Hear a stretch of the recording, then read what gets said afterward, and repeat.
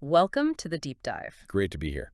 So today we're diving into something a lot of people dream about, becoming a published author. Specifically, we're looking at self-publishing on Amazon. Yeah, it's this exciting, maybe slightly intimidating idea, isn't it? Yeah, Getting your story out there directly. totally. And the digital world, especially Amazon, well, it's made that seem more possible than ever. It has. But, what our sources for this deep dive really show is that, yeah, you might be able to publish quickly, but doing it well, that takes a bit more know-how than just clicking upload. Right. So our material today includes a guide really focused on the nuts and bolts of self-publishing, particularly the Amazon side of things, and also some info about a specific course.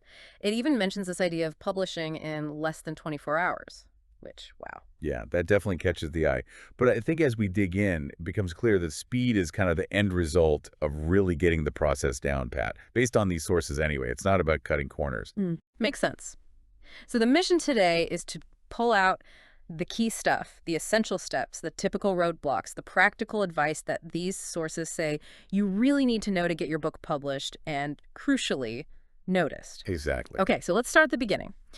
According to this material, where should you, the writer, actually start? Like, before you even worry about Amazon or anything, what's the ground floor? The absolute number one thing, and it comes up again and again in the material, is finding and really working on your unique writing voice. Your voice. Yeah. The idea presented is that it's not just, how you phrase things. It's framed as your best tool, really, for standing out and making that genuine connection with readers. That clicks. I mean, there are so many books out there. Just writing a story probably isn't enough. It needs that distinct flavor, right? Precisely. It needs to feel like yours. So how does the guide say you actually find this voice? Is I- it just thinking about it? Huh? Not quite that simple. The sources give some practical steps, like exploring different genres, different ways of telling stories. Basically, read a lot, but also try writing different things yourself. Experimenting. Yeah, things like regular journaling or free writing exercises. They're suggested as ways to kind of let things flow and find what feels natural when you're not worried about perfection. Just letting it spill out, see what happens. Exactly. And another interesting bit is analyzing authors you love. Not like to copy them wholesale, Right. but to figure out what specifically about their writing grabs you. Is it their humor, their descriptions, their pacing? That can give you clues about your own natural style. Ah, okay. So it's less mimicry, more like guided inspiration. That's a good way to put it. Yeah. And the big takeaway here that the sources really stress this is authenticity. Embrace your own perspective, your real thoughts, your emotions. Don't try to sound like someone else. That genuineness is apparently what connects. Okay. Authenticity, finding the voice. That's step one. But let's be honest, writing is hard.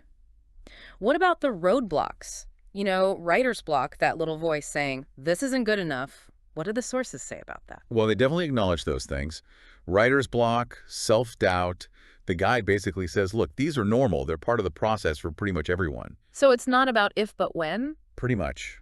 The focus isn't on magically avoiding them, but on having strategies to push through them when they inevitably pop up. Okay, so what are those strategies? One big one is setting small, manageable goals.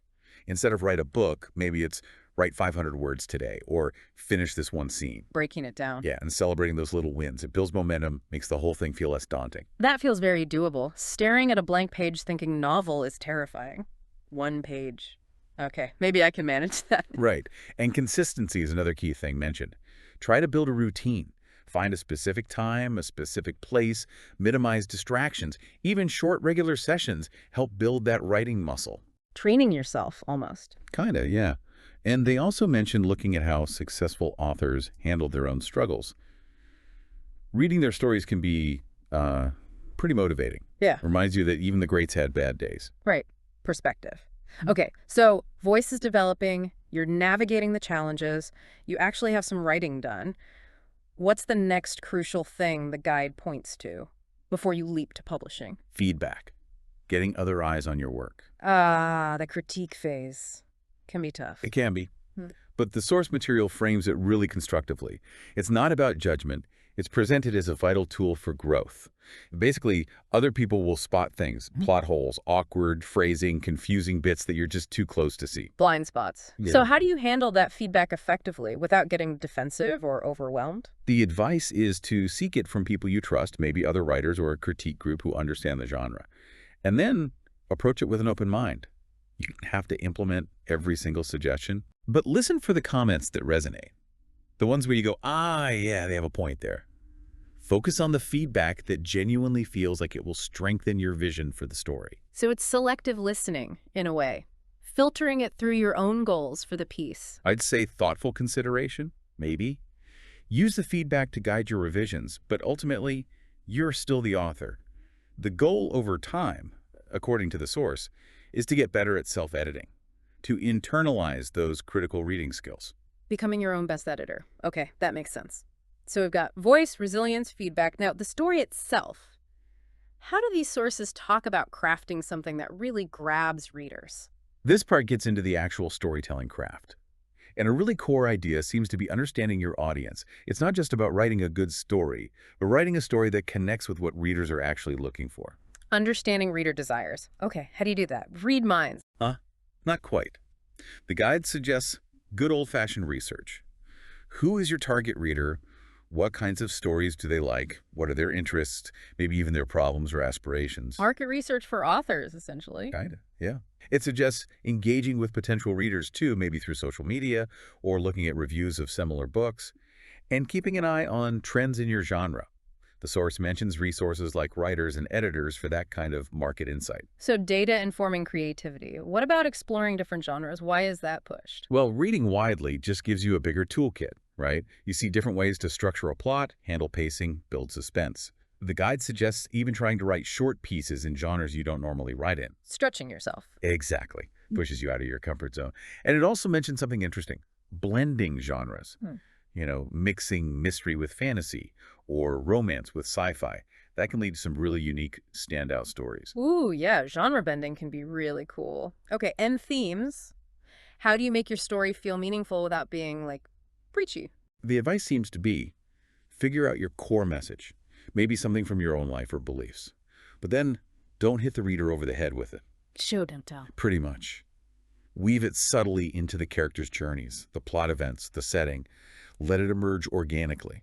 And make sure it's something relevant, something readers can connect with on an emotional or intellectual level. You want it to resonate after they finish the last page. Right, that lingering feeling. Okay, so we've gone from inner work to reader focus. Now, let's get practical. Amazon self-publishing, this is where the manuscript meets the marketplace. Yes, the real nuts and bolts. And the source lays out a pretty clear path here. First step, make sure that manuscript is spotless, professionally edited, proofread, and formatted correctly for whatever Amazon format you're using, Kindle, paperback. That formatting stuff seems fiddly but important. Oh, it's huge for reader experience. And speaking of presentation, the cover design, the sources are really emphatic about this. First impressions. Totally. It's like the shop window for your book in a massive online store. Getting a professional design that fits your genre and hints at the story is presented as absolutely vital. Okay, cover done. Then the book description, your sales pitch. Exactly. Needs to be compelling, hook the reader fast, give them a reason to click buy. And crucially, the source talks about using strategic keywords in that description. Keyword. That's search. Search, right. Yes, that leads into navigating the platform itself. Optimizing your metadata, that's your keywords, your categories, is how readers searching on Amazon actually find your book among the millions. It's like making sure it's on the right shelf in the bookstore. Good analogy. What else about the platform? Author page? Yeah, the Amazon author page is highlighted as your central spot on Amazon. Showcase your books, put up a bio, link to your website or socials. It helps build your author identity right there. Makes sense. And reviews. Everyone talks about reviews. They're critical, according to the source. You need to encourage readers to leave them. Good reviews build massive credibility and influence other buyers. Plus, engaging with reviewers is good for building that reader connection. Okay. The sources also mention specific tools. They list things like editing software Grammarly, ProWriting Aid are mentioned, design tools, maybe Canva or Adobe Spark for graphics or simple covers, promotion sites like BookBub or Goodreads to reach readers, and importantly, using Amazon KDP's own Analytics. Analytics, what do they tell you? Things like sales numbers, obviously, but also which keywords people use to find you, how many pages are being read if you're in Kindle Unlimited, maybe even where your readers are located. It's actual data to see what's working. So you're not just guessing about your marketing or what readers like? Exactly. It helps make it more strategic. Okay, that's super practical. Now let's shift to learning from others. The source mentions insights from successful authors, like R.J. Stewart Inspire. What's the takeaway there, and how does it link to building an author brand? Well, the insights attributed to R.J. Stewart Inspire really seem to reinforce a lot of what we've discussed. Perseverance, passion, really knowing your audience, being authentic, embracing that unique voice. Seeing it in practice. Yeah, and pushing through the tough stuff. His experience, as presented, also emphasizes that it's a continuous learning process using feedback, adapting. Generally, the sources summarize advice from experts, boiling down to things like write consistently, do your research, network with others in the field, and keep reading. Always be learning. That definitely seems to be a theme. And all this work feeds into building your author brand. Which the source's position is Mm. pretty essential, yeah. Yeah. You need to figure out what makes you unique, your selling point, so to speak. Yeah. Then build a consistent online presence. Your own website is flagged as really important, kind of your home base. Your author HQ. Right. Supported by social media. And then engage with people. Newsletters, answering questions, interacting online.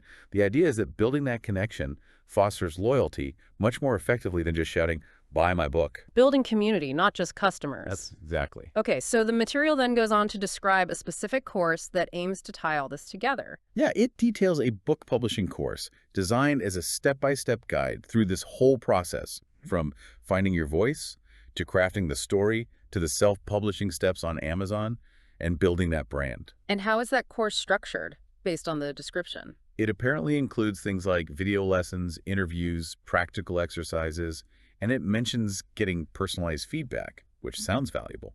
The overall goal presented is to get you to a polished manuscript ready to go. And there was a specific detail about pricing mentioned in the source. Yes, it explicitly states a usual price of $997, but highlights a limited time offer of $9.99 for the first 20 people who enroll. Wow, okay, that's quite a discount. And if someone was interested in finding out more about that specific offer, where does the source point them? It directs them to visit the website mentioned, R.J. Stewart Inspire, and follow the steps there, noting again that the $9.99 price is specifically limited to those first 20 signups, according to the source material. Got it. So we've covered a lot today, really tracing the path laid out in these sources, finding the voice, battling the doubt, using feedback, crafting the story, tackling Amazon's platform, using tools, learning from others, building a brand. It's definitely a comprehensive picture painted by this material. It suggests success isn't just one thing, but this mix of creativity, hard work, strategy, and connection. Which leaves us with a thought, doesn't it? In a world where anyone can self-publish, and the market is, let's face it, incredibly crowded. Yeah. How does an author make sure their unique voice isn't just, out there, but actually cuts through? How does it truly resonate and make an impact? That's the million-dollar question, isn't it? Something definitely worth pondering for anyone on this writing path. Indeed, something to think about. That's our deep dive for today.